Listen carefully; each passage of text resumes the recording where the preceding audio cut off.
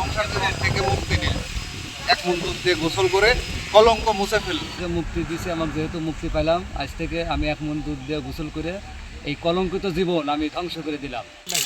দেখতে পাচ্ছেন সত্যি কথা হচ্ছে ভিটা দে আরে করতে দুধ দিয়ে গোসল করে ওর কাছ থেকে মুক্ত হলো, এখন নিজের ইচ্ছা মতন চলবে সেই জন্য। তালাক করছে মেয়েটা, জানি না এদের ভিতরে কি একটা গেঞ্জাম চলছে, ভিতরে গোমরটা তো আসলে আমরা জানবো না। তো আজকে তার একটা উদ্যোগ নিচ্ছে, সে দুধ দিয়ে গোসল করে মানে ওই চ্যাপ্টারটা উল্টা দিবে। আমার শ্বশুরটা আমার বাপের মতো সাদা সিধা লোক।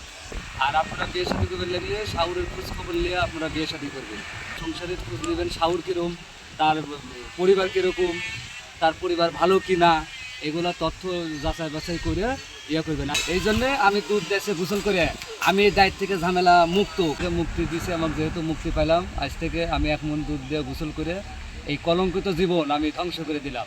একনল অ্যাডভান্সড হাইজিন সোপ, এবার জীবাণু ধুলাবালি ঘাম ক্লিন বোল্ড। আমি আজ থেকে মনে করেন যে একদম বিনা হিসেবে মনে করেন যে পবিত্র হয়ে গেলাম। এখানে বিয়ে করে সে বহুদিন জীবনযাপন করেছে, সংসারী গ্যাঞ্জাম গণ্ডগোল হয়, একবার লয় 2 বার তাক স্বামী তালাক করেছে।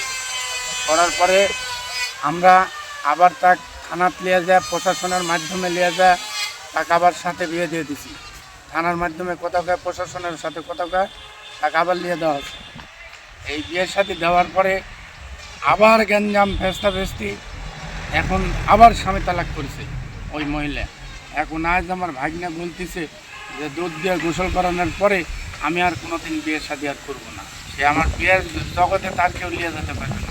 তারপরে ছেলেটা অনেক নির্যাতিত সংসার জীবনে, এখন সে সংসার জীবন ত্যাগ করে সেই আবেগে 1 মন দুধ কিনে সে দুধ দিয়ে গোসল করে সেই সংসার জীবন থেকে মুক্তি নিল। 1 মন দুধ দিয়ে গোসল করে কলঙ্ক মুছে ফেলল।